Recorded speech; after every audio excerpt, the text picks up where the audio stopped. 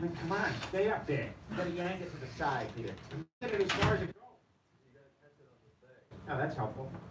The left side's getting lower than the right side. I can see what's happening. That's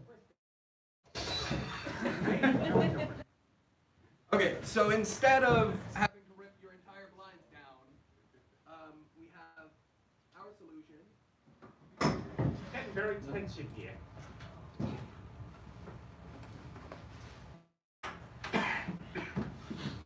So our problem is that it can be really arduous with blinds like these in our room to open and close them.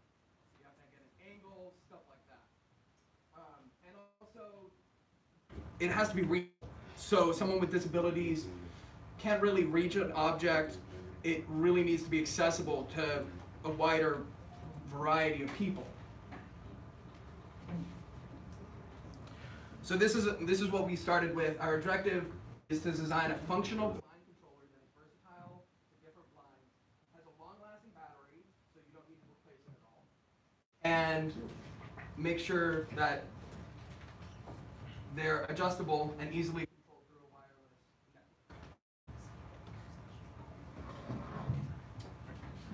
So we looked at what was out there. We found two big solutions that were kind of expensive, and they didn't really work on many blinds. So we found one called Teflon. It's pretty cool. We took some ideas from it, like a Bluetooth mesh network that we'll talk about later, and then this My Smart Blinds one, which seemed to be the most popular on the market. But it only worked on one kind of blind, and it didn't raise and lower, and that's what we wanted to do with our blinds. So here's a schematic that we ended up making. So we did that in order to have everyone use the same pins for the ports that we're using. Of the servo, here's our joystick, and it was supposed to be where you have time to implement that. And then we have our wireless module here, and then the have a static, more stable input. So, filling up the plans for our smart blinds, we had to keep four things in mind. One, that in the end that it actually moved the blinds up and down. Two, that it ran on batteries, so whatever motor we used had to, or whatever microcontroller sensors we used had to use as little power as possible, so it can run as long as possible. It must be controlled remotely, so if your blind is in a hard place to reach, you can control it easily. And for that, we decided to go with Bluetooth. And then four, it must be small and compact enough to fit on a blind without looking too out of place or bulky. So we came up with this design where we had a mount and a wooden dowel. And the wooden dowel was connected to a ball bearing with two spacers on the side. And it was spun by, we decided to go with the servo because it's low energy cost, and it was small and compact and could fit on a blind. So we designed these in 3D and we printed them, and they work well as far as we've tested. So we got this off of a tutorial that we used in order to figure out the wireless modules.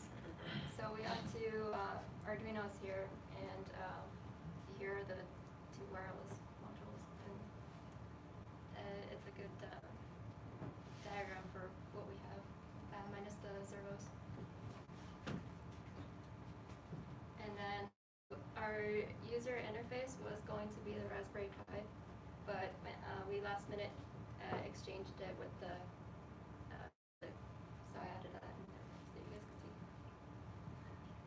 So our main goal, or not main goal, but what we wanted the result to look like was to be a a Bluetooth mesh network where these nodes of smart blinds all around the house and a control node. So all have Bluetooth.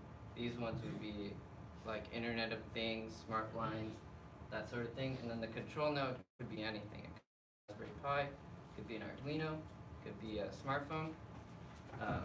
In our case, we ended up using an Arduino joystick, but we did make a Raspberry Pi interface that we would, if we had more time, implement. So this control node would send a signal to whatever the nearest node would be, and that would bounce until it hits some ID or something to differentiate the blind that you want to move down or up, and it would move down or up and the signal back. So that was what we wanted to look like in the end. So when that control node sends a signal, the Arduino would receive the instructions and either move up or down the servo to move the blinds, and then maybe we'd have a light sensor in there, but we didn't end up implementing that. But real instructions would tell the Arduino whether to go down or up when it's light or not light outside. So here is a screenshot of the interface that Miriam and I created.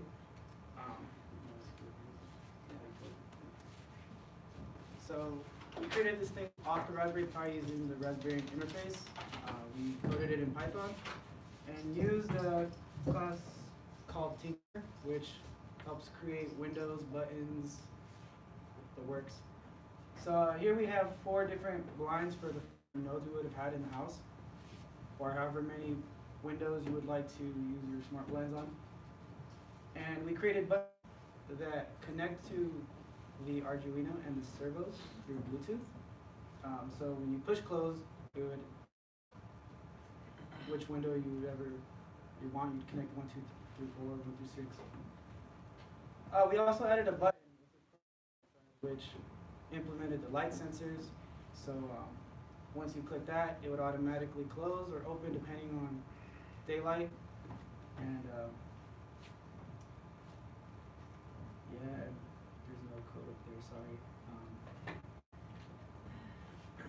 So yes, so the system testing plan. So me and Raymond decided that we needed to find a way to connect this to the Arduino, right? So it was YouTubing, a lot of Googling, and eventually we found that there was 2 ways to connect this. There was a hardwire and a Bluetooth. We decided to go, and we decided to make an interface that would just be simple, 4 buttons, connect to all the open and close, and didn't break the blind, so it stopped enough to not, you know.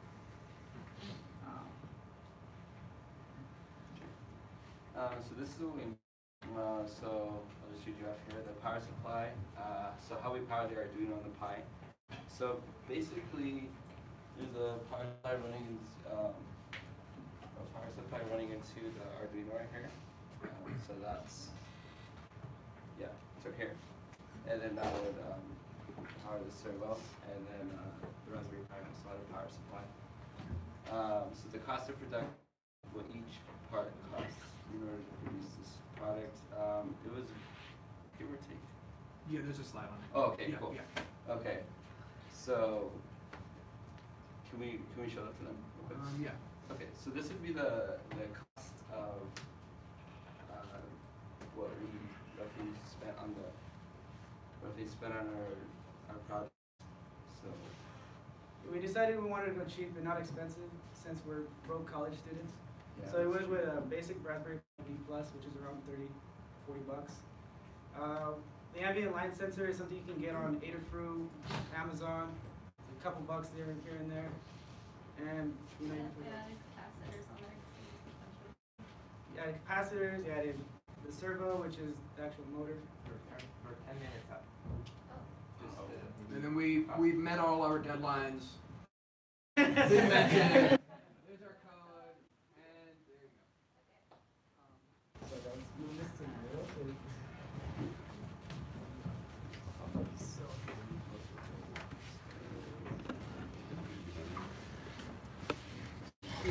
is our smart line. So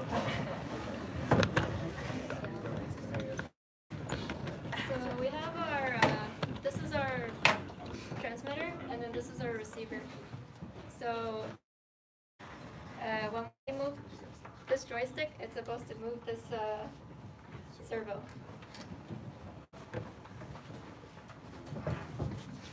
So this one's connected. Can you connect the power supply for this? Alright, moment of truth here. So can you guys both of you hold the sides?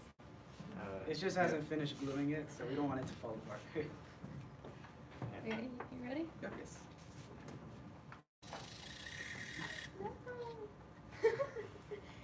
And just hold the sides tight. That one. Okay. Okay. A little bit loose. And then going back up. Oh, boy. I think you guys are holding it too tight. So yeah. Yeah, you're holding it too tight. Okay.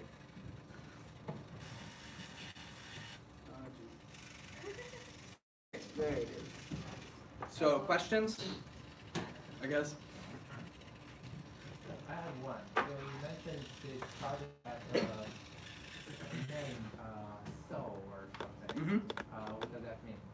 Soul, well, soul in Spanish, sun, obviously. But Soul is also the Greek mythical god of sun. So it brings the son of the chariot over. Not Apollo. But yeah. Just thinking about why you named it so. Just for the significance of Soul. It also being a time unit in Mars and stuff like that. It's kind of a cool name. Alright. Any What more? was the most difficult part? Creating Soldering this from nuts. scratch. Yeah. Both are designed by ROC and Andrew, the other Andrew. He's sick, so he couldn't come. Yeah, but it is designing it from scratch, where to place all these pins since it is just a blank board, and then actually connecting them through coding and trial and error to the Also, Arduino. the mechanical part's kind of tough too, because Andrew had to design it on SolidWorks. And Yeah. Yeah, so, yeah, we're designed from scratch as well and 3D printed. So and that's then pretty this cool. was made by hand by Josh. Yeah, but like we said, this isn't finished. Glue takes hours. Yeah, so originally we tried smart super glue, but then that didn't work, so we taped painter's tape on both sides and then used wood glue because it would stick to painter's tape. But we didn't let it dry, it's still wet actually, so it would have theoretically worked. Alright, thank you guys.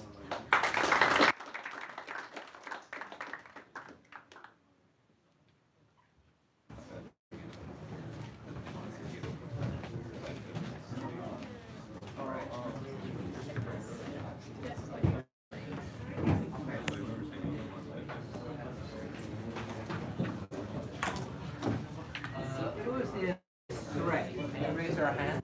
Group 3. Raise your hand. Anyone from Group 3? Right. Find a swap with Group 5 because some of their members need to go to the physics class. You guys too? Yeah, physics. Okay.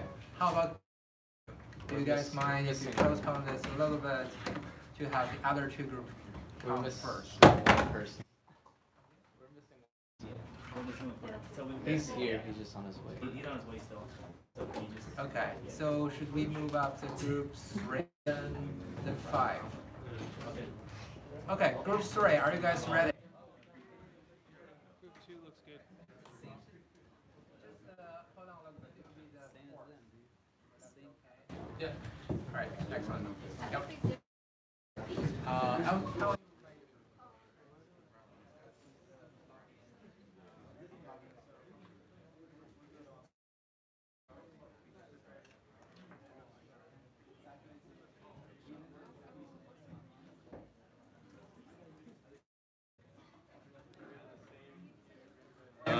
They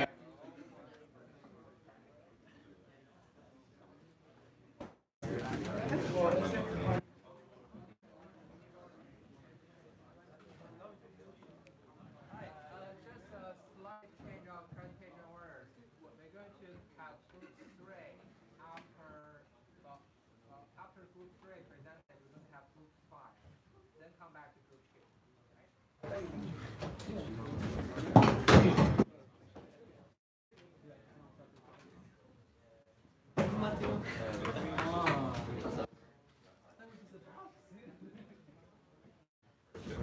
thought it was just a box. Yes, take it off.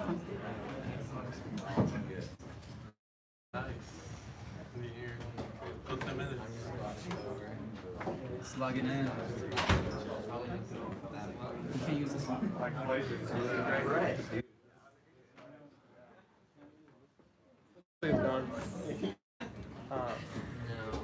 Probably just leave your account up so that people can just plug their flash drives in. Yeah.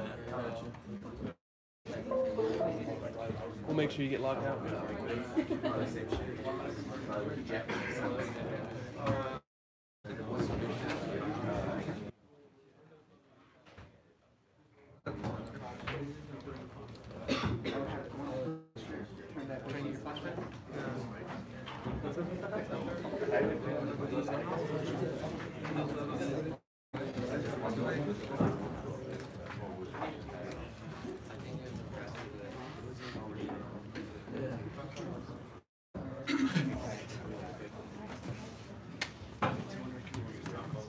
Hello everyone, my name is Chris, this is Alexis, this is Alejandro, this is Eric, and this is Hector.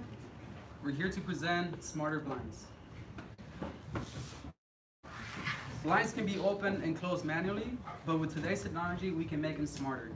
Our goal for this project is to make blinds. As you can see, Peter is not able to close and open the blinds. Let's give him a hand by creating automated blinds. Our product is meant to provide an extra dimension of convenience. Smarter blinds will be able to facilitate those blinds that can be hard to access. Many lack the time or motivation to deal with the task of opening and closing blinds, and some people with disabilities or special needs are not capable of the string to move the blinds to their convenience. Our product, Smarter Blinds, provides a simple solution. An example is my smart blind now in the market. Their controls gives privacy, temperature, lighting, and security by an app. This is a future example where we want to take our project to later on the next quarter. The view that we have is our focus is convenience, minimize the cost and needed materials, simplistic design and user-friendly. Challenges, like is smarter blinds. So our system design is the hardware aspect. At the heart of the entire system, the Raspberry Pi, we use a 3B Plus version.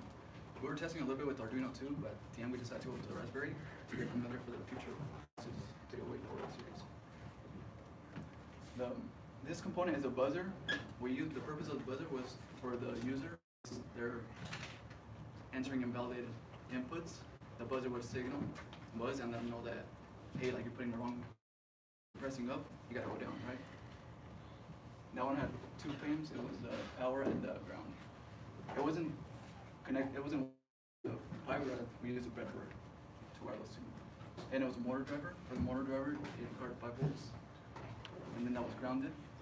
And the motor driver rather controlled the motor itself, which was a 12-volt DC motor.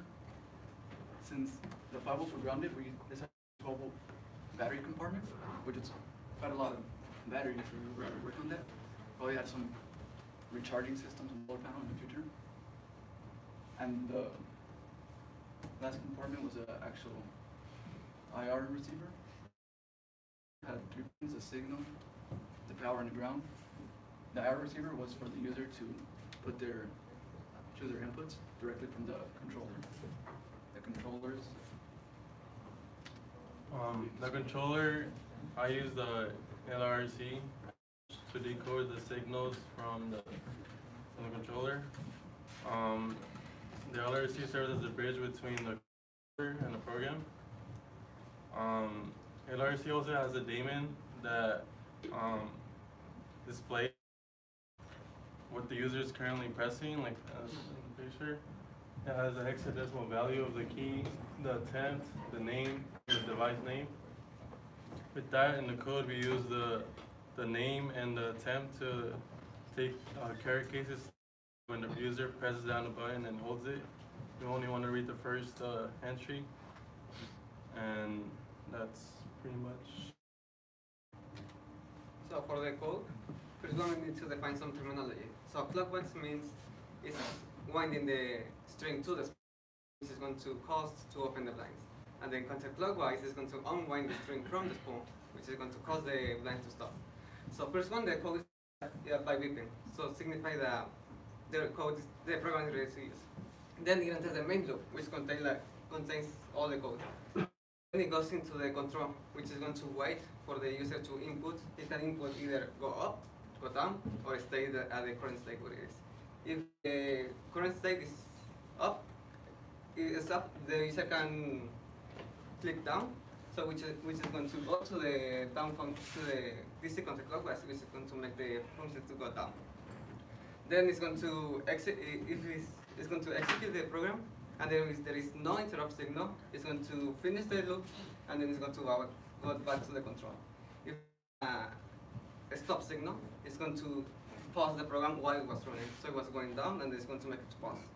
Then it's going to wait for the user to either go up, go down, or stay at the current state which it is. So if the user chooses to continue going down, it's going to continue going, it's going to be a buzz to signify that it's going to continue going down, and then it's going to go back into the function to make it go down, and then it's going to go back to the controller. So the way that we did it to make it stop, it was using it was also waiting for the signal to stop it, and that way we were able to make it to stop while we were executing the code. Then, so obviously we encountered some challenges. One of the main things was basically kind of had a limited supply. So we had one of everything, one Pi, one motor, one monitor and everything. So basically only one person could work at a time. So it was, other than here in class, it was kind of hard to gather. So the time we had was kind of limited. Also creating a clear-cut design. So we had a couple designs that failed early on. I'll mention those in on the next slide. Gathering materials. So we don't have too much money to acquire the Raspberry Pi, the motor, the actual blinds, other materials. So to get the exact materials we needed required more money, so it was difficult to do that. Also maximizing minimizing the size of the pool and, maximizing the size of the spool and motor to fit within the blinds. So basically the motor's 12 volt DC motor, pretty big, so it didn't fit within the blinds, so we had to extend the platform of the blinds. And lastly, a spool that fit. So at first we went around looking for a spool that fit the shaft of the motor, but the shaft has a specific shape. So we ended up, we used Tinkercad to design it, and it fit like a glove. So progress report, as I said earlier on, we tried different systems. So we initially started with the gear system. Basically, there was too much friction within the system, so I put too much stress on the motor, and it couldn't raise or lower the blinds. Then we tried to 3D print our own custom gears. Once again, we designed it on Tinkercad, printed them, but the gears would kind of slip off. And lastly, we went with a more simplistic design, the one that we finally used. So we just 3D printed the spool, and we put it directly onto the blind, onto the motor, so it aligned with the blinds. Where we wanted to take it in the future, so obviously sensors, maybe provide some sensor that takes in light input, and depending on the light input, changes the angle as well as raises and lowers the blinds. So we focus mainly on raising and lowering the blinds. So maybe next quarter we'll add the angle part, and further into the future incorporate Alexa and the app. So that's just a picture of the circle shape of the spool, so, or the shape of the hole. So it's basically flat on one side, rounded on the other. And then once again, the extended platform that we use. So we basically clamped on the motor with the hose clamp, and it was sturdy stuff. And now the demo.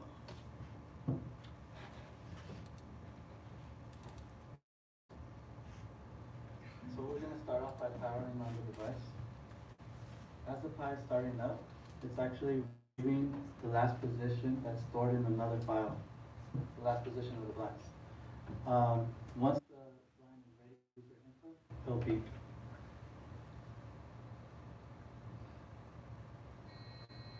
So you just heard the beep. So currently, it's at its max position. It's raised all the way up. So if I press the up button, and prevent me from raising it any higher. Oh, your flash will disconnected. Keyboard. I see. So we're going to start off by powering on up. You just heard the beep. So currently, it's at its max position. It's raised all the way up. So if I press the up button, the device will beep and prevent me from raising it any higher. So now I'm going to press the down button all the way down.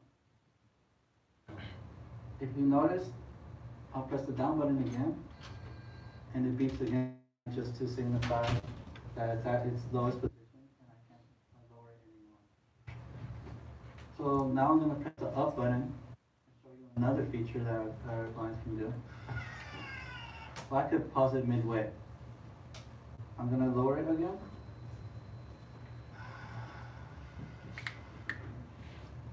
And now they're all the way low. So I'm going to just show you one last time. Pause it. And then finish raising it. And those are the main features of our device. Thank you. Questions?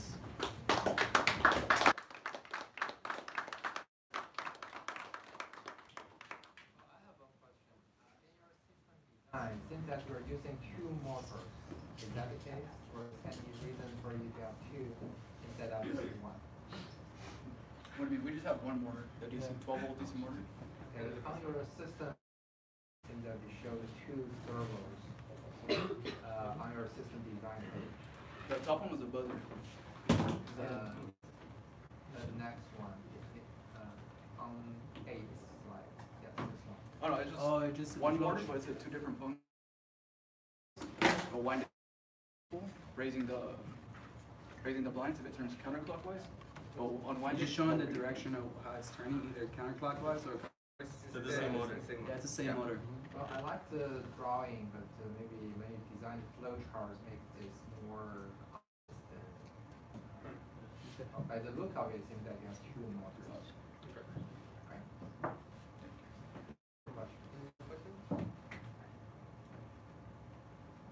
Oh, if now let's thank our presenter and move on to.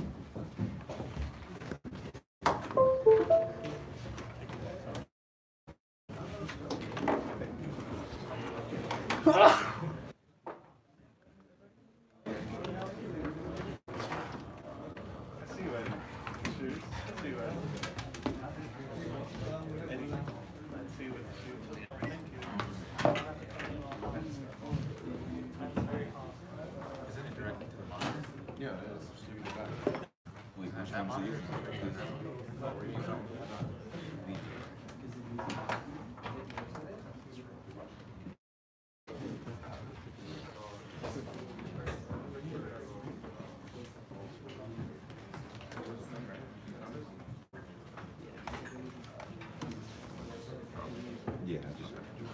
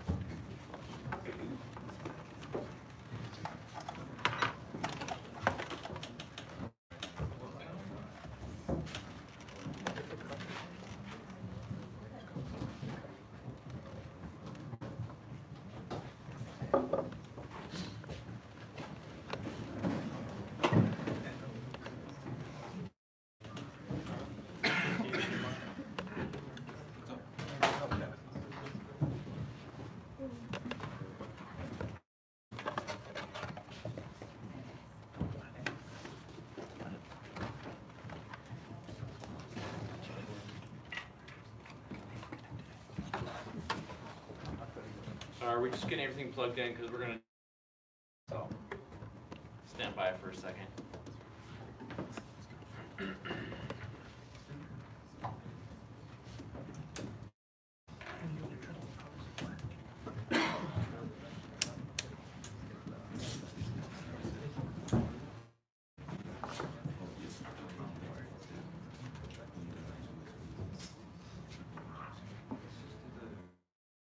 Yeah, I think we should just do the video.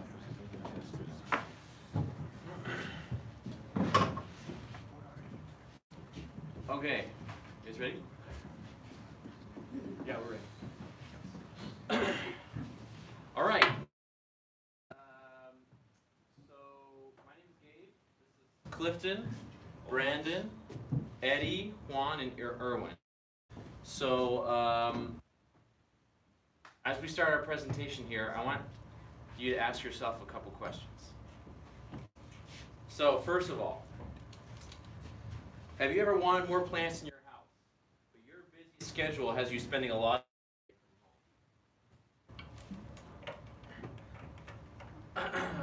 do you live alone or in a small space with no outdoor area for greenery? Are you forgetful, or do you have a poor memory and you often forget to water those pesky indoor plants? Or have you ever gone on vacation and come back to find your plants dead or dying?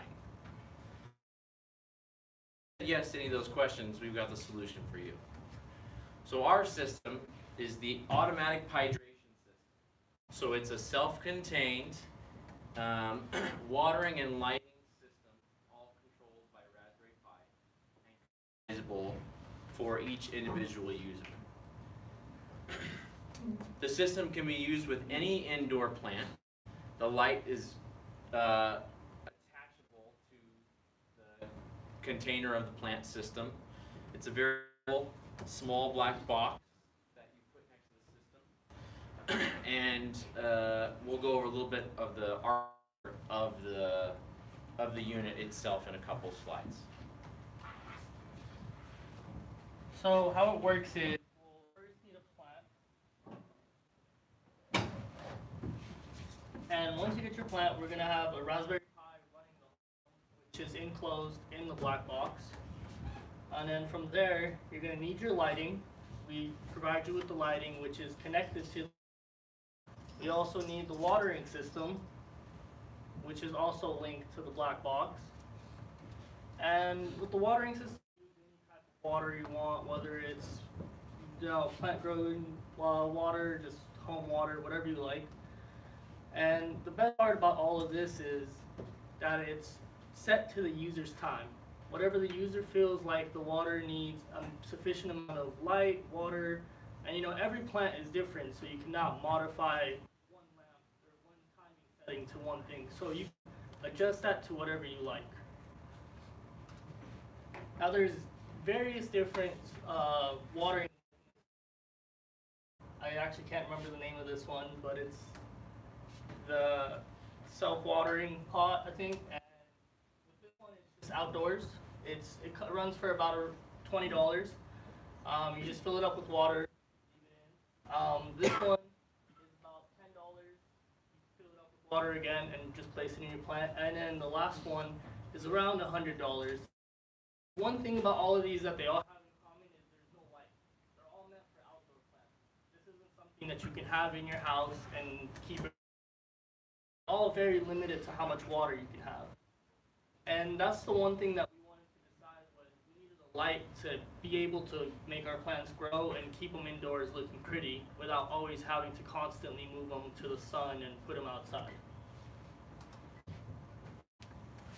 Okay, and so the goal with our system was to, like we said, we need something that chances are if you have a plant with space, and so we needed something that was small enough that, you know, it wasn't going to interfere with what you currently have, and for us especially, well, or with everybody in general, we know that certain plants need a certain amount of water, a certain light, and you know, they all need their different needs, and with this, we're trying to reduce the error in the user can do, whether it's over watering them or just not exposing them to enough sunlight. And with this, what you know, we're trying to do this all while minimizing human involvement in the system.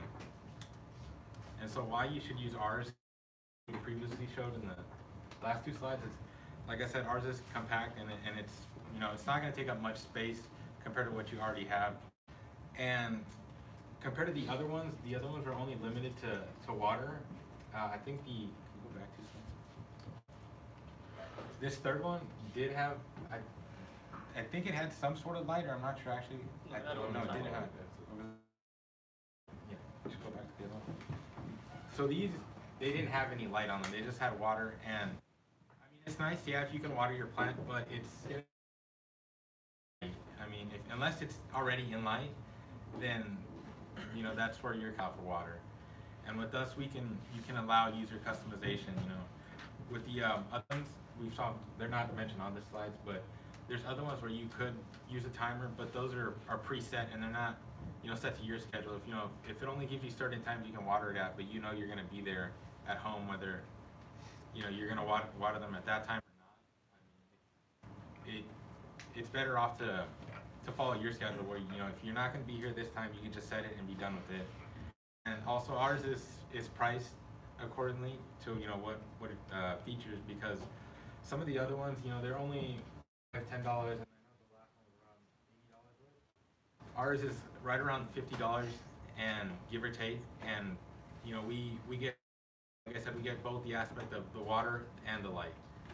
And then other devices are, you know, they're pricier. There's other ones that we didn't mention here, but I know I personally saw a device, I think it was like on Walmart or something. It was like around $500, and that's the only I could see that had a light with it.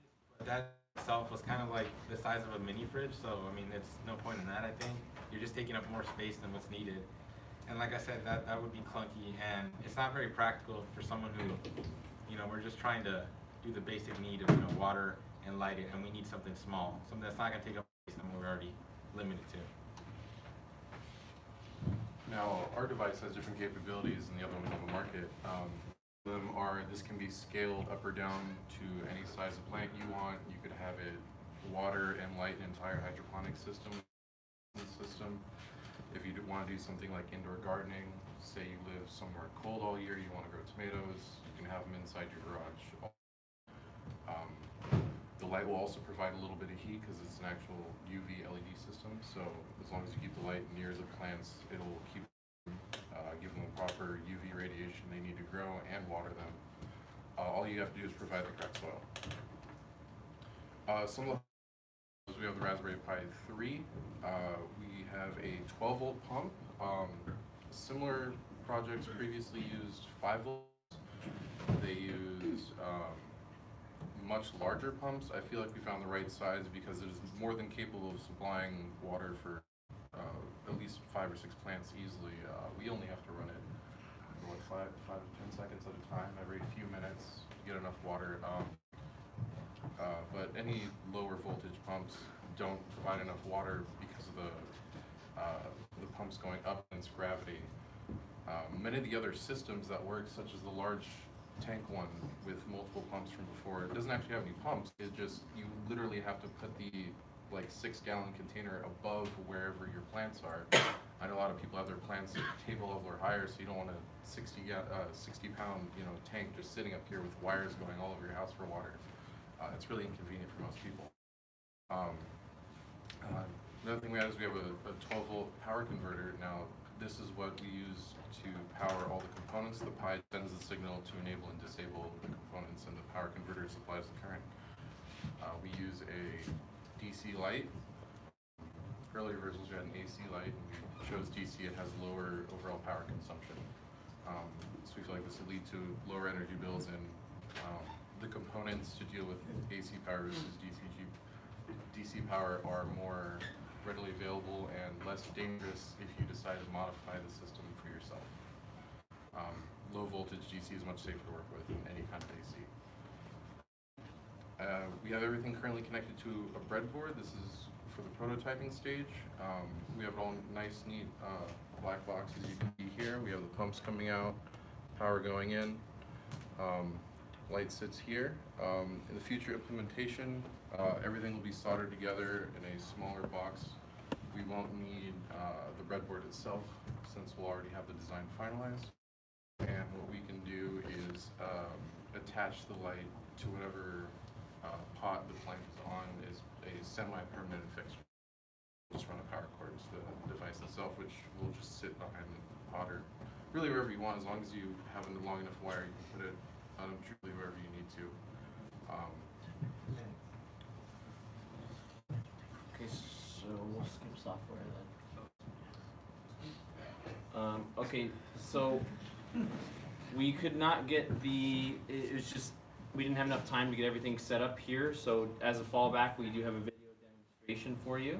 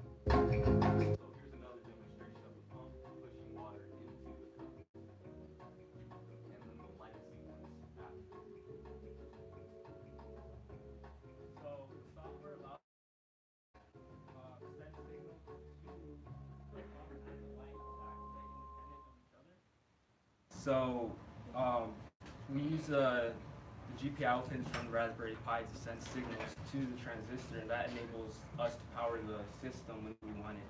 For the video, we only powered it, as you can see, for a short amount of time, but we're able to power the light, obviously, for hours at a time, and for long the user wants to power to water their plant. Oops. And I think we don't have time for difficult 15 minutes, right? Maybe use 4 minutes. Okay. I think just the main thing that we had was trying to figure out the right voltage for everything. Most of us were really worried about frying the Pi. I think that was our biggest fear was, it's a very expensive device that you can't just keep replacing every time. So there was a lot of trial and error on that. And then also finding the correct light. Again, like I mentioned, we bought a DC light before. Or AC light, sorry. Yeah, we bought an AC light before and realized it would just be a lot safer and less battery consumption if you got a DC light. Okay, we already talked about some of the future stuff here, so that by buying bulk products, we can definitely drive down the cost from $40 to $50 to probably half of that. We can add an LCD display, humidity, light sensors, and obviously appearance of it, make it a little bit more compact and appealing. Any questions? See, I'm not sure if you guys were sending enough like current to your motor, because I've used like a 3-volt motor before, and it was like 4 times of our hose is that. I think we were just limiting how much. We set it to be a specific amount of water because we just have a trigger for a few seconds every minute. We don't want it supplying a constant amount of water. Nice. So it's more of a drip feed system. All right, anyone else? Thank you very much.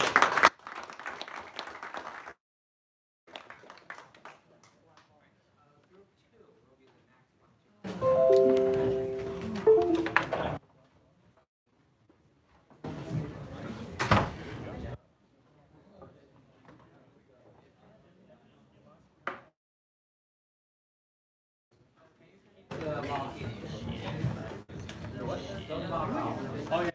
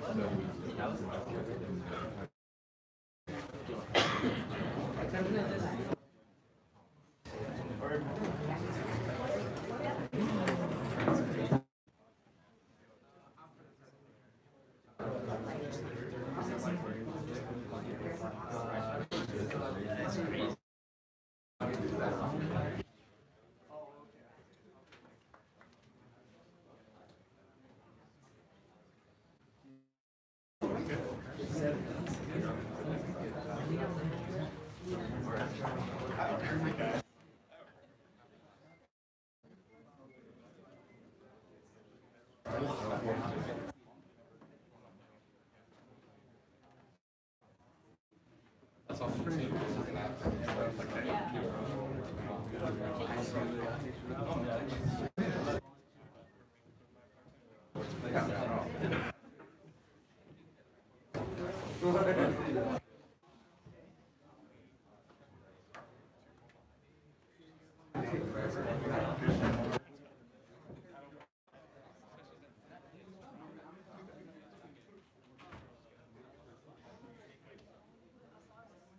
Okay, everybody.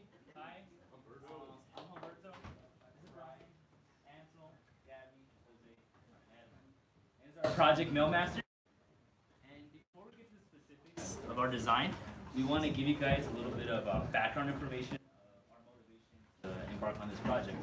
So a quick stat, there's about 1,400 reported cases of mail theft across the country every year. These are documented cases. Most people don't actually report when their mail is stolen, so this number is actually a lot higher, in my opinion. For that is because of the standard mailbox. It has no security features whatsoever, but that's done on purpose for convenience sake, for you to go and open up your mail every day, and for your postman to come and drop off your mail. But the same convenience you have, so do the thieves. They can easily come, take it, and move on to the next house. Now, there's a couple standard alternatives that most people turn to when this becomes a problem. And one of those is to contact your local USPS officials or police department. Now, the issue with that is if you have any documentation or video surveillance on your property, your mail as good as gone, and the thief who took it is going to get away scot-free. Because there's no proof of it unless you have eyewitnesses. So that's the issue with that first alternative. The second one is you can have, what we have right here is what they call mailboxes. You guys probably see them in a bunch of neighborhoods. And they're there, they kind of act as PO boxes. They have locking mechanisms, the drops off all the mail, and they're within a block radius of most homes, so they're a couple-minute walk or a short drive away to your house. But the issue with that is, if you don't already have one installed in your neighborhood, to try to get a petition going around your neighborhood installed is going to be expensive and time-consuming. So that's one of the cons with this cluster mailbox. And the last one that a lot of people do is register for PO box.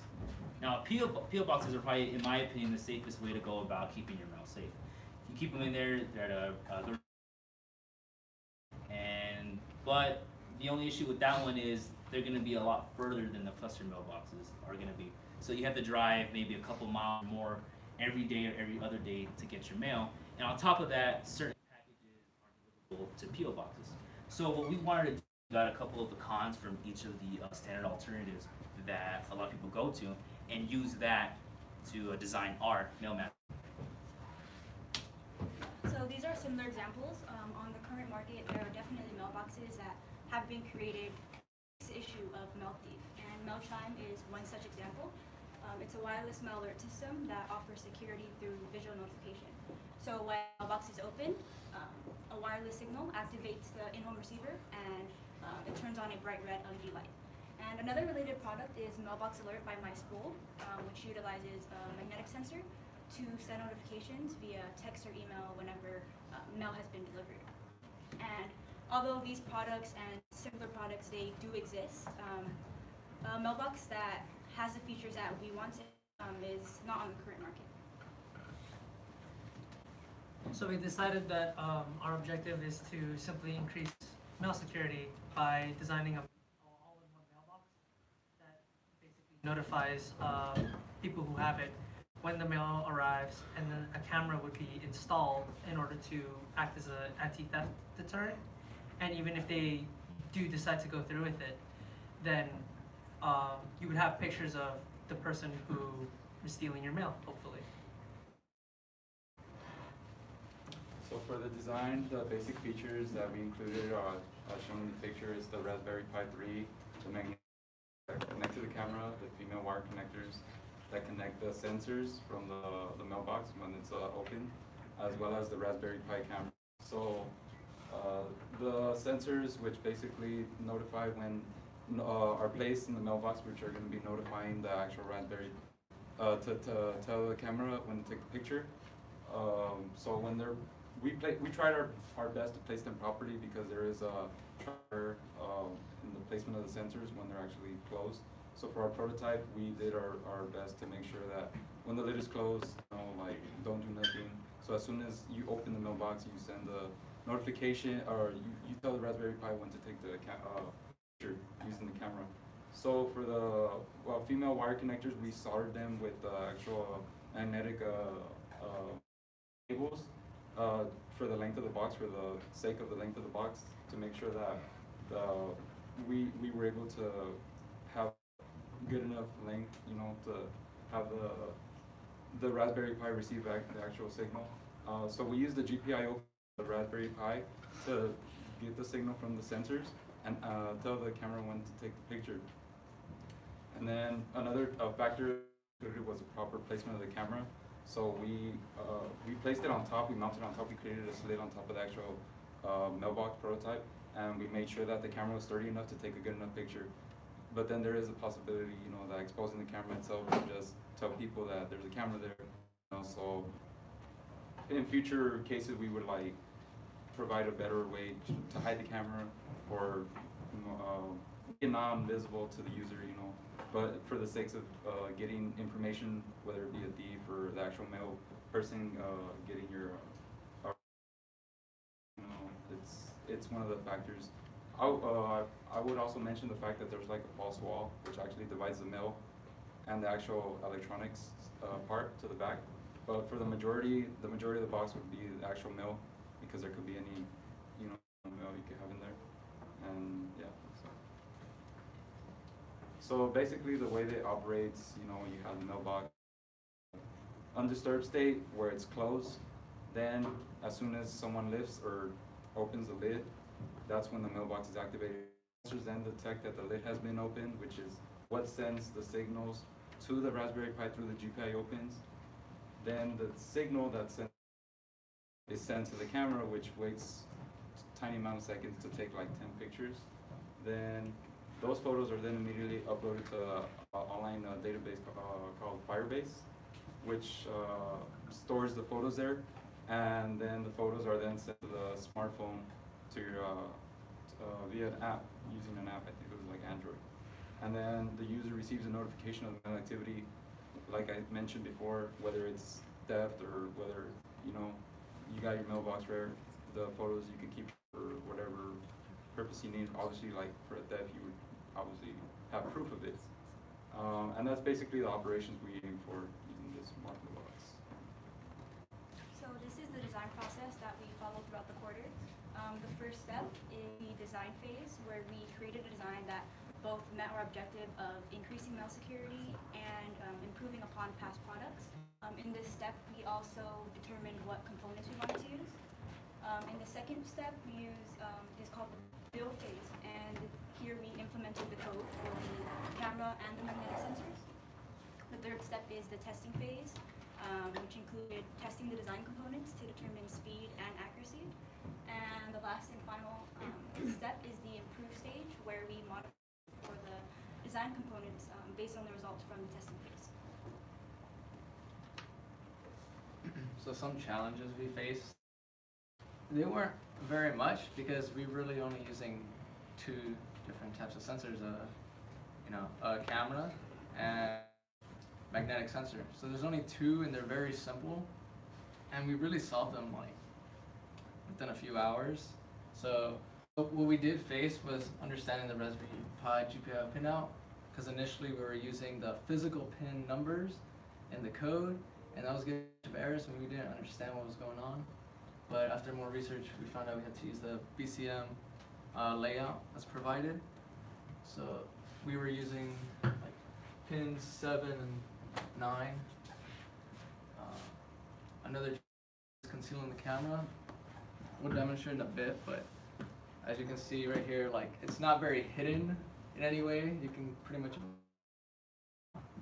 avoid being detected, but like that's the prototype. But in the final stage, it would be, definitely a challenge of figuring out how to do that.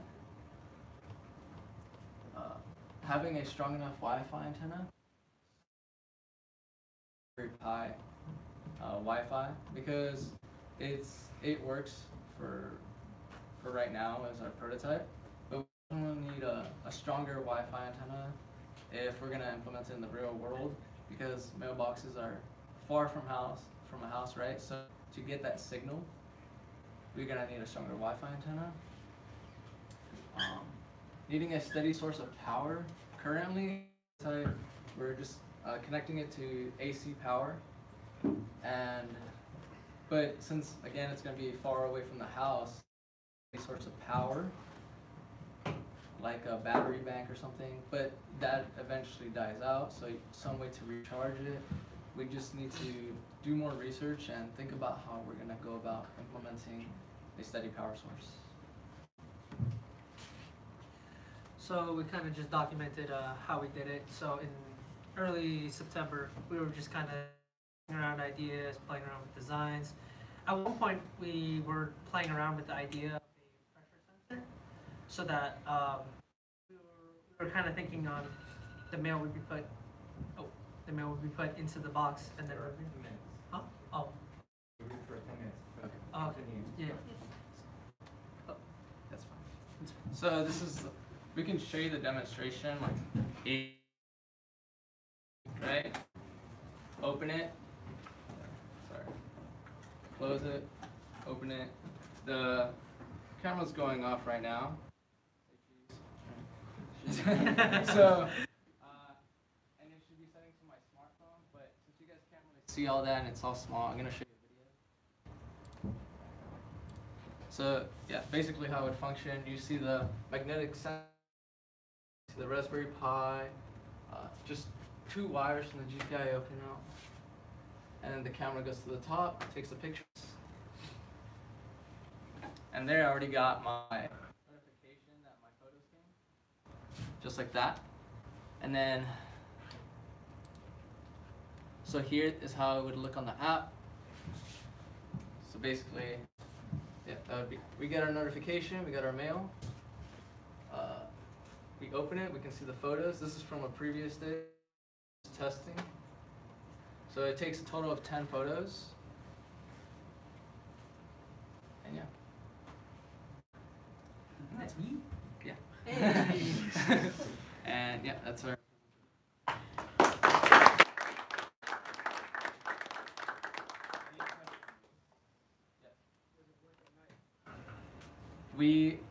No, right now, no. But we can put lights on it. But at the same time, we probably need some different type of sensor for that, because we don't want at night, you know. Well, I was just asking because how do you know thieves don't? Well, the most crimes are at night. Yeah. I don't. So you can't see them during the day.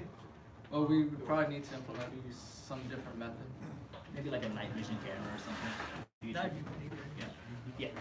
So, would it have to be on the location or the property of the person, neighborhood cluster box for or does it connect through Wi-Fi to? Yes. Okay. So, it'll get a home destination to connect to Yeah, Wi-Fi. this is built more for homes and like apartment style cluster boxes, because those are like a bunch of people are opening and closing, you know, and they usually apartments have like security cameras facing those home style application. I just have a question on clarification. So, implemented this taking the pictures and send it to Firebase and show it on your smartphone. Yes, Okay. that's all. Right. Well, let's thank our speaker and group 4, you're the next.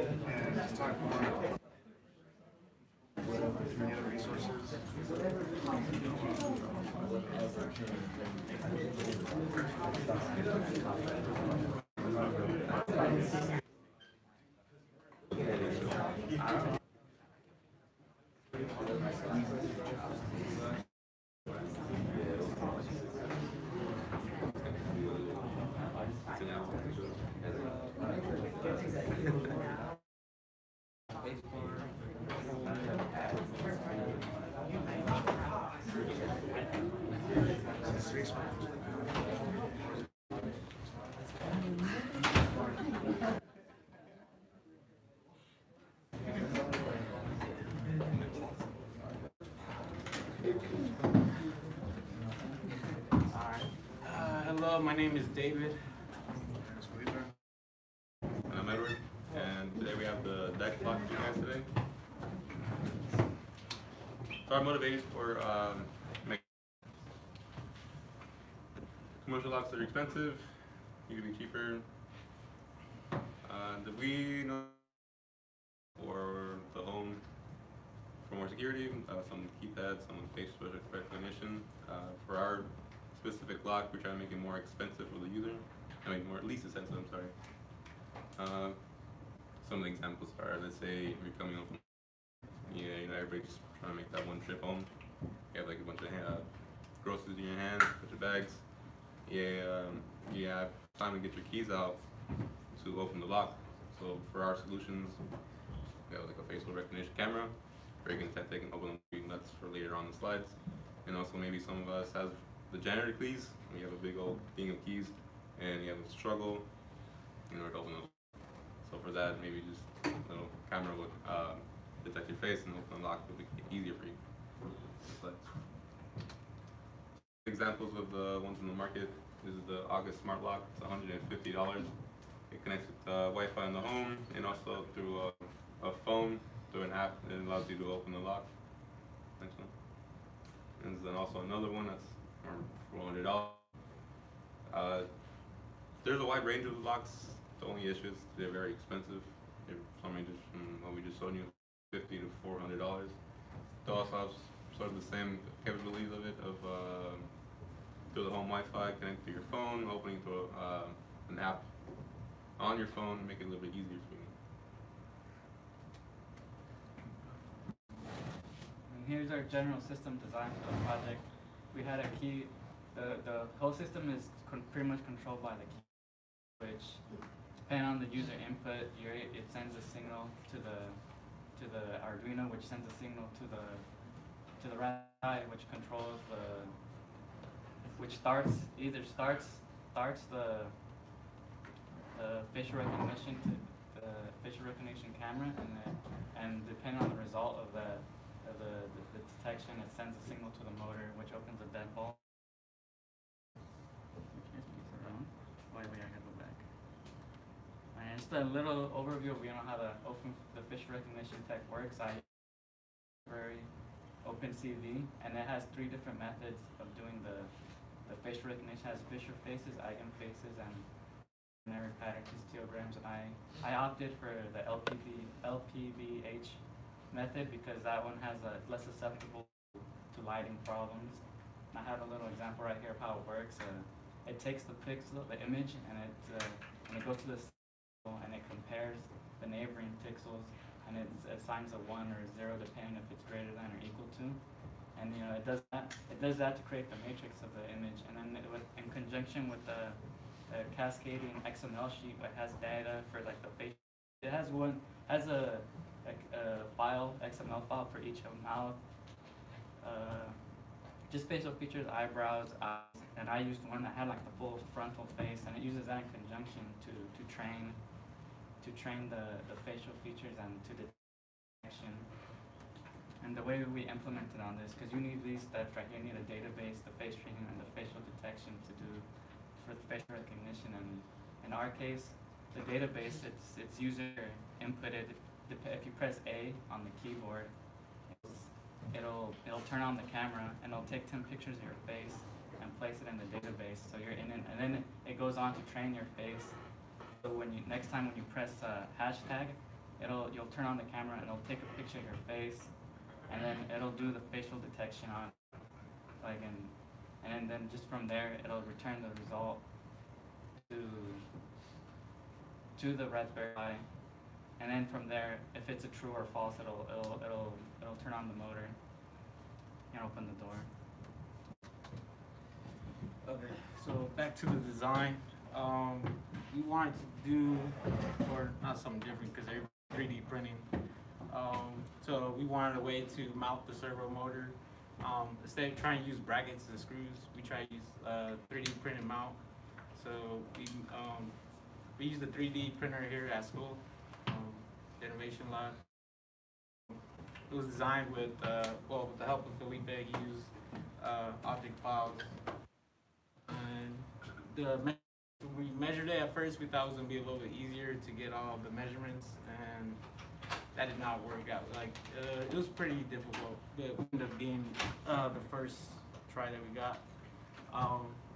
So the first design that we made didn't work out perfect. It was too short, so the mount didn't work perfectly. It wasn't turning. We had to do another design, and this time we were a little bit short on time, so we had to use online 3D printers, which was Xometry. I thought it was pretty cool because they manufacture things like for NASA, General BMW. Some of the things they offered were it was pretty cool, was the metal 3D printing, injection molding, and of course the plastic 3D printing. And then this is our second design that we used through Xometry, which looks pretty cool. The material that we used was ASA. It's pretty cool because it's in electronic devices. It's pretty good for weather resistant. It's also used in the automotive industry. And then with design, it comes with it tells you the properties of the ASA. Like right here, it has heat deflection, volume versatility, and stuff like that. It was pretty interesting.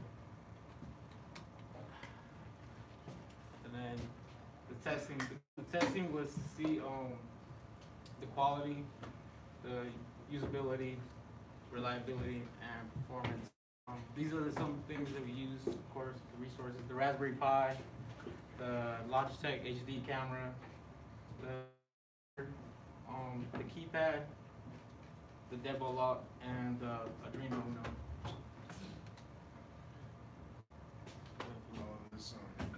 We had some good challenges with creating this project. First off, as David here, our original 3D mount was too small, so that was also strapped. And for the face recognition, we had encountered some difficulties where you need to have a precise angle and lighting for it to read. And as in the next one will be a lot of wiring. You'll see in the next picture what I mean by that. And besides the wiring, the majority of it was creating a step down voltage. As you can know that the Raspberry Pi gives it like a 3.3 volts and Arduino 5 volts. So I had to create a step down from 5 volt to less than a 3 volts to send a signal from Arduino to Raspberry. And with that, I also encountered, we also encountered a limit for the Raspberry Pi. We encountered that for these voltage limits, we had to scrap all the LED indicators to tell us either unlocked or locked. And since we had a face recognition, the camera and a servo connected to the Raspberry Pi, we were only able to give out signals back to the Arduino. This is our hardware implementation. This is the wires I was mentioning. It could have been all of this wiring could have been avoided if and had a universal serial bus port. All these wires could have been eliminated. And in this video, Paul's in the database, so that you'll have access to.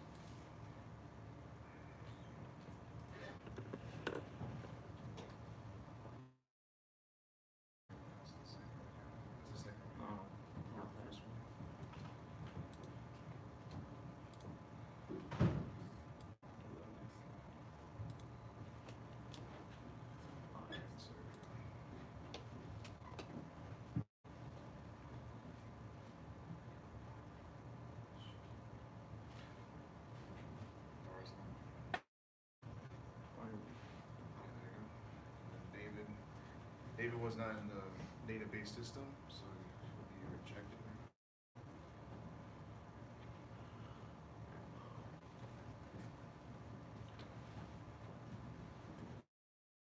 And then now we're gonna have David in the next video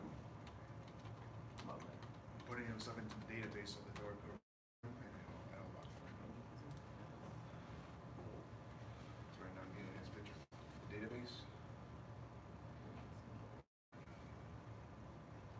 Push the button to unlock it.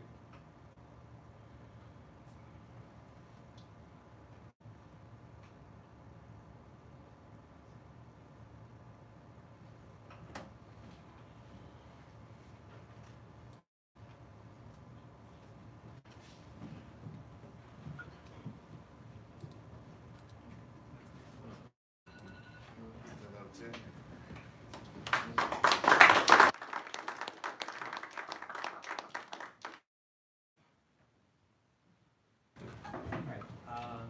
I have a question. So where is your facial recognition algorithm runs? Is that on a laptop or on a Raspberry Pi? This is on Raspberry Pi. We just had it connected to the VNC server, that's why it showed up on the laptop. I see. Yeah. Another question. So since we're using a USB camera, have you considered just use the Pi camera that comes with the Raspberry Pi? I looked into that, but it didn't work well with the OpenCV. Like you had to like do workarounds to actually use the Pi camera. What do you mean by? Like I guess it didn't like detect it or something, like when you use a Pi camera, and it worked better just because USB camera than the Pi built-in Pi one. Yeah, so I looked it up. Like you had to like follow like do workarounds to get the Pi camera to work.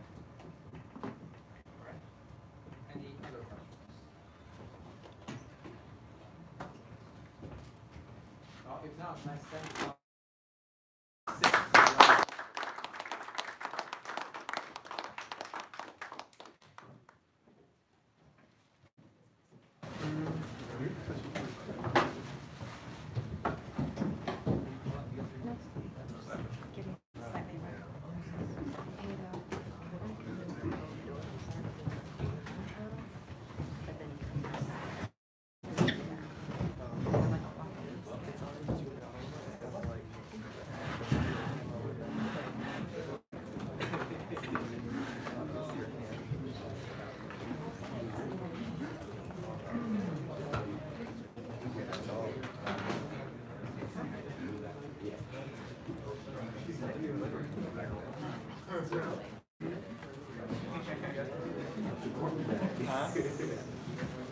Oh, yeah.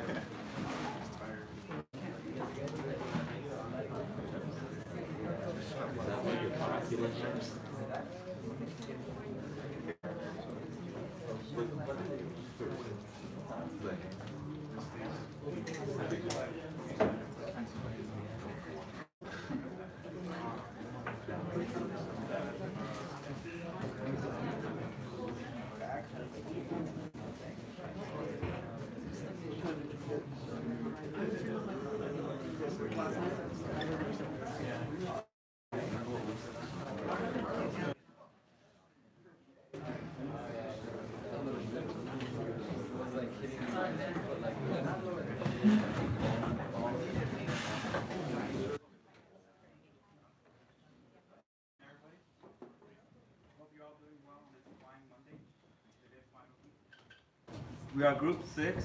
I'm Trinidad. That's Philip. This is Kevin, and that's Omar. And we present you the tubular pet feeder. Most of us have pets at home, whether it be a cat, dog, guinea pigs, rats, chinchillas, you name it. We all have pets.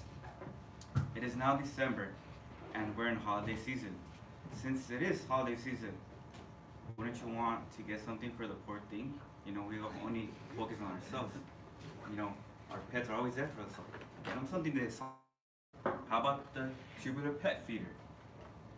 Our motivation for our pet feeder is this. Most of us have faced when we're going late to work or to school, like, have I fed my pets today? And you know, everybody goes to work, school, so you know, nobody's at home. So who can feed my pets? Do you think you're overfeeding your pet or underfeeding your pet? Well, with the tubular pet feeder, it can help you with these questions.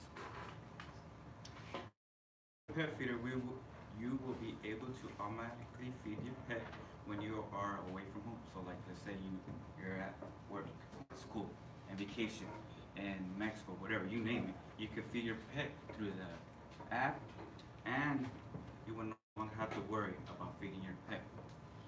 Most importantly, the pet feeder will keep your pet healthy, and by providing these portions, you can keep it healthy and monitor the pet eating habits.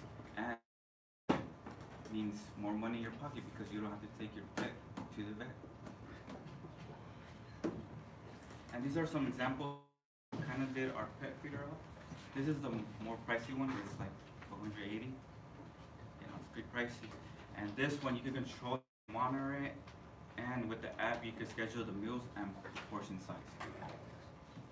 And this is the least expensive one. It has 5 plates, 1, 2, 3, 4, but it has its own portions, so you can't really pick its portions. And it's 5 times, so if it's like a big dog or big cat, you know, it's gonna finish the food quick, so that's a good idea. Okay, for our project, key for basically the Raspberry Pi, the food dispenser, the servo motor, and the bowl, which could be easily bought on Amazon or at a local supermarket, except for the Raspberry Pi and the Motor. For some of the specifications for the parts, the servo motor kind of has to be a little bit strong to turn the knob. We tested out for our motor. It did a 4 seconds on load for 1 ounce of food. And to power it, we used about 6 volts, depending kind of type of motor. And for container size, we used a 13-ounce container with a knob and a rubber trapdoor. And basically, the Raspberry Pi, a simple 2.5 amp power cable. For design, we kept it simple. We, as the Raspberry Pi has a brain, knob for the mechanical part, and the container and dispenser, and a bowl. Some pros and cons for design. The pros, it's easy and easy to set up. Designed for most for small dogs and cats. It's low cost and easy to clean. Weight limit, dry food only, and needs to be near an outlet for this. Challenges we faced when we were designing the feeder was figuring out how to mount the motor. But when we were trying to figure out how to mount the motor, we wanted it to be secure so it didn't slip and stay in place when it was running. But also so it was modular, so it's easy for us to take apart and mess with and make adjustments on the fly as we were changing. It's a similar situation with mounting the motor to the feeder tube, so you know it's secure and the motor doesn't spin on itself and it stays in place. Another issue that we ran into with the project was sometimes depending on the size of the food or the shape or just randomness, the motor would jam because the fins would like pin a piece of food against the wall. We kind of dealt with this, or one of the ways we dealt with this is the fins on the spinner are rubber, so they have some sort of give. So if something against the wall, it can keep turning. Although sometimes, depending on like the size of the food or the way it's jammed, some user they were about to use it to manually unjam it. Progress. We were able to make our pet feeder dispense food whenever you want. So in our Python program, we were able to set like how many times a day you want to feed your pet and at what time. So depending on your pet or your pet and how much you want to feed it. And also the amount of food dispensed, so that's by controlling servos, so the rotation rate. So the more it spins, the more food it. Some future features that we could implement are speakers. So when it dispenses, it'll play a sound or a recording of yourself pet. Also a pet cam, so you could check on your pet and monitor its eating habits. So right now we have it connected to the AC outlet, so we could implement a battery or a solar panel, so we could make it more portable, put it outside, and also a scale to display like the amount of food left and how many days you have left to feed. And this could all be put in a mobile app where you could control the feeding schedule and receive notifications and view the camera. And also design improvements, like a larger container to put more food or make it more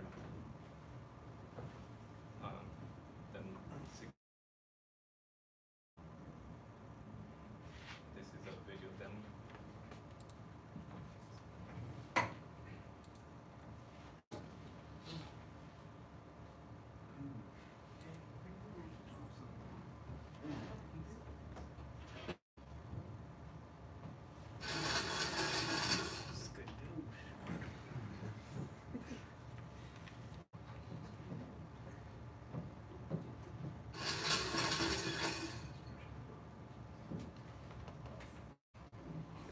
just for the video demonstration purposes, we had it dispensing about an ounce of food every 8 seconds. Obviously, you know, you change it for actually from your pet, but just.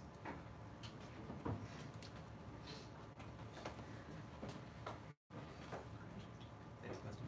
Is that a chocolatey kibble? Yeah, I didn't have videos. I used Cocoa Pebbles. They're relatively similar in shape. Work on cereal. Yeah, you know, you can use it as a personal cereal just in the morning. Have a bowl of cereal poured for you when you wake up.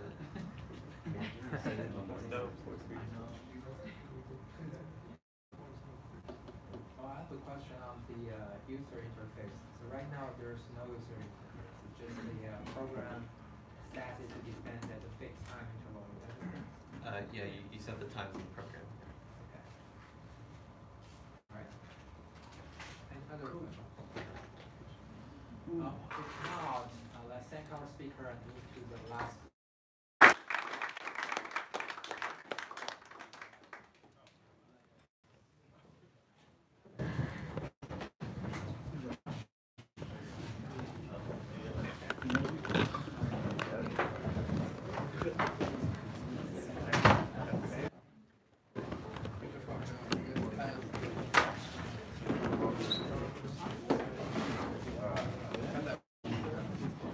Looking sharp.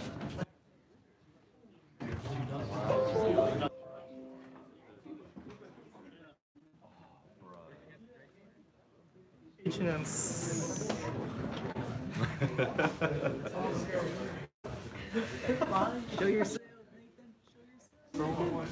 Video.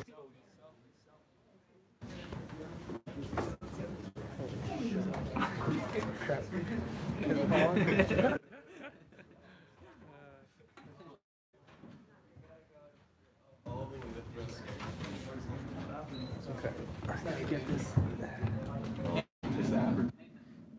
Saving the video. Like CSE 208, 2018 fall. Yeah, I think that's all I put so far because you only have one of these classes every year.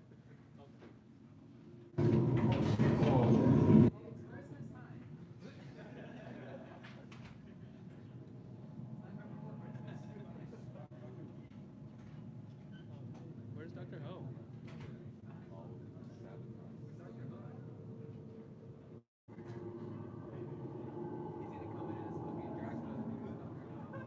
I don't see Dr. Ho.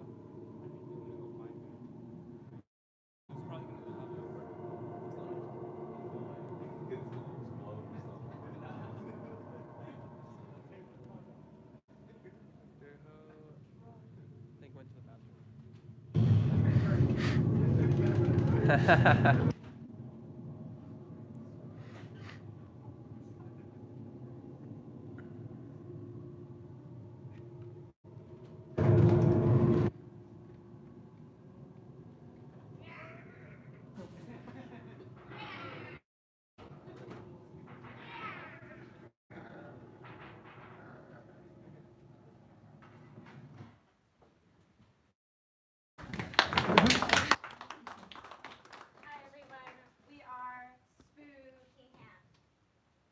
I'm Jensen Stedman. I'm Robert Moy. So, to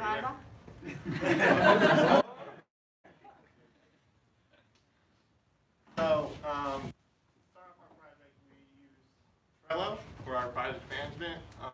We did this for organization, so we wanted to assign tasks for everybody. So, as you look over here, for each little label, you can see a name over here, which we'll assign what person has what name. Also, we set dates for each task, make sure we meet deadlines and all that stuff. We had 3 things here. We had a to-do list, which will be things that we need to do. A doing list, which our things are being done as we're doing it. And then a done list, make sure that our things are getting done at time and order. Overview of the project. At first, when we initiated the project, we did not want to break the bank, and we wanted to make a design that didn't make anybody else want to break the bank, so we kept that in mind. Secondly, we came up with the components of what we were going to use for the project during our design process, which, as you can see, Raspberry Pi, servo motor, one-to-one gears, and some LEDs. We faced a few challenges along the way. Once we got our design going, we could try to implement everything, such as weight and assembly. We'll get into that later. Then, once we knew these challenges beforehand, then we started to try to implement hardware and software. You get a little flow of our steps right here. Then our input-output kind of flow with user walks in front of a sensor, or someone controls it from an app. Hand scares the crap out of you, hopefully. And a speaker goes off, and the user is started, or start. So, user with the input, the output from the system, and then hopefully the output from the user, and being started. The motivation came from Halloween. It just passed. You have trick-or-treaters walking around. You want to scare them when they go to get some candy, you know? But generally, they just had hands in a bowl, you know? They didn't really have anything that jumped at you to scare you, you know? So we implemented our scary hand, so hopefully we can have a bowl of candy next to it or something, so when they reach for it, this, like, the motor, or not, the sensor will go off, and then it'll scare you. So this is the stages of hands that we went through, trial and error. Our first one was 3D printed, and that one was just too heavy. Like, it wouldn't move. We had to assemble it. There was a whole process. We tried fishing wire, tried getting it together. Jen came up with a mannequin hand you got from a clothing store. No, I'm just kidding. I don't know where you got it from, but it is a mannequin's hand. And then we tried just a regular plastic glove and some straws. We were all eating at the Commons, and I was like, let's try this. Let's get it. And so then, but that was still even too heavy. And then we had a balloon. And then that's just a little too cute, you know? That's not really scary. So then lastly, I made the last hand right here. I took Elmer's glue. I glued my whole hand. I waited 4 hours. Took it off. Don't do it. It hurts. Like, it just hurts. And that's how we came up with the final hand right there. We just spray painted it, gave it some fingernails. It's a spooky hand. So people, when they decorate their house for Halloween, they don't want to spend a lot of money on decorations. So usually robotic hands are expensive and rare. So we try to make it as less expensive as possible. And there exists a lot of hands already, but like they're cheap, but they're not as scary as our hand over here. So we were trying to understand how to complete this project. Challenges. Oh man, as engineers, assembling the box was pretty brutal. We had somebody of our group 3D, make a 3D model on a computer and actually implement that 3D model using machines that are specialized for that. So that was a challenge. Hand was also a challenge, as you can, tell. Rob talked about all the different hands we tried, failed, but we got one to work. Size and functionality of the gears. The gears, that's more mechanical engineer type stuff, but we figured that we'd give it a try with the gears, and there had to be like a 1-to-1 ratio with the gears in order for them to transfer their energy. Coding for the desired hardware implementation was also brutal because, I don't know, the way I wired it up or whatever was not consistent. I think I figured it out. So, some of the design methods and practices we used. First, what we did is we definitely worked out the whole design process. We wanted to make sure what we're going to make was what the customer needed. So, we went on Autodesk Fusion 360, and we were able to create a simulation that actually, when you move the arm up and down, we could see the way, even a little model of what our servo motor looks like. To also implement on the back, if I could turn this, I would show you guys that on the back there's even see where exactly we would need to put the motor to fit the gears. We did actually indeed 3D print the gears, which were also made in Fusion 360 for the box, for the whole container. We didn't want to use you know, any type of material. In fact, all of our material is handmade and salvaged from other parts. Even our servo motor, it was salvaged from an old RC car.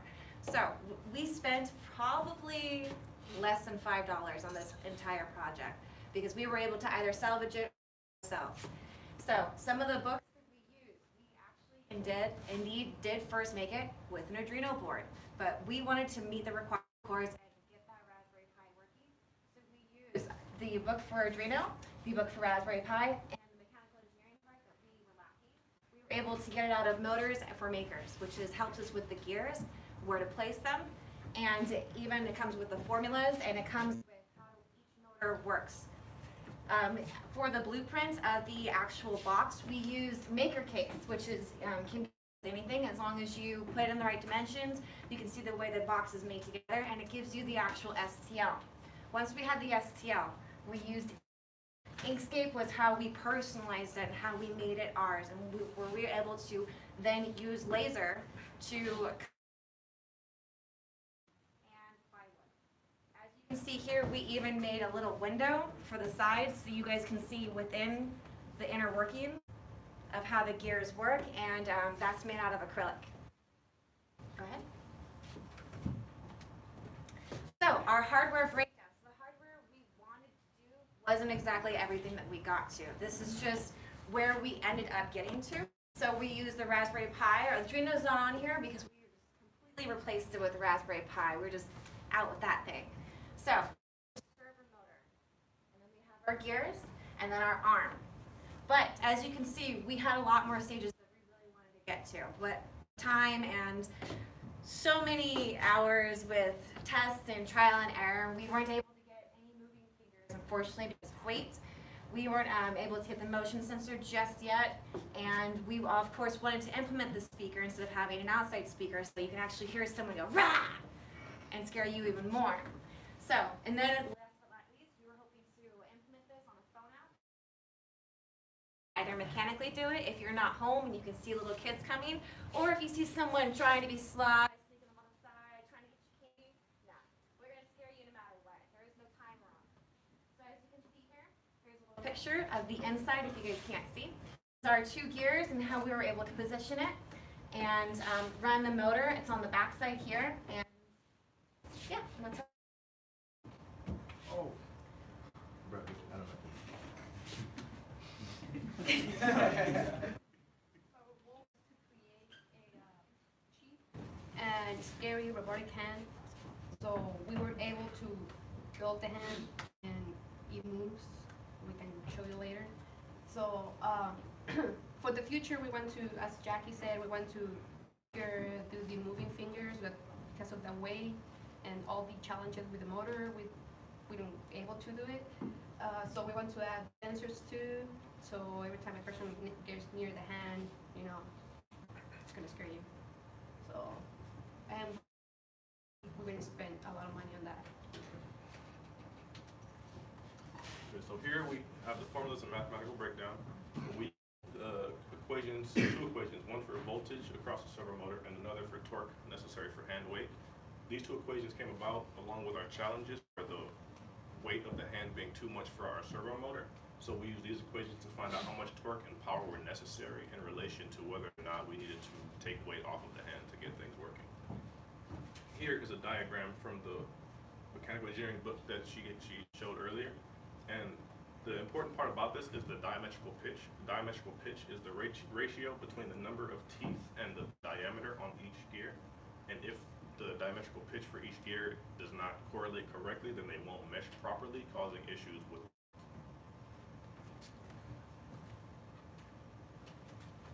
And here we have our dimensions of our box, of the arm with length and the width of it. The gear, both gears, 1-to-1, and we had our power was the 23-volt battery, our 4.8-volt servo motor, and of course our 5-volt Raspberry Pi battery. Here are most of us are familiar with Arduino, so we start out with Arduino. We wanted to do Arduino first because we wanted to overcome the challenges of the weight. Once we overcome those challenges, we moved over to the Raspberry Pi and programmed in Python and got it to work. and have the demonstration.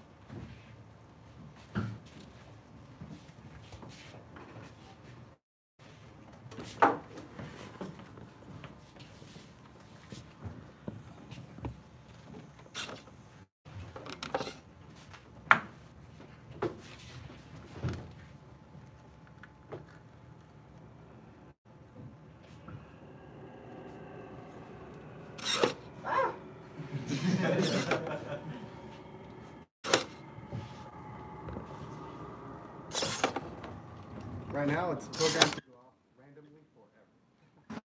Just letting you guys know. Since there's no really any input to make it go off. And we don't have the sensors set up yet for it being detected. Are there any questions? Yes, sir. You guys had the specs, you said it was a battery? Where's the battery connected to? Yeah, right now, just for purposes of it not failing for demonstration, we use the power out, but you can plug in the battery where the power input is to the Raspberry Pi. Yes, sir. Also have a battery up here, the 2032 battery that you probably saw.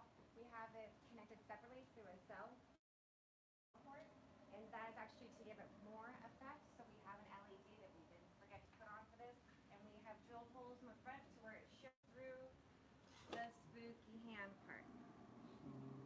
So that's just to give it more effect and to work on the have it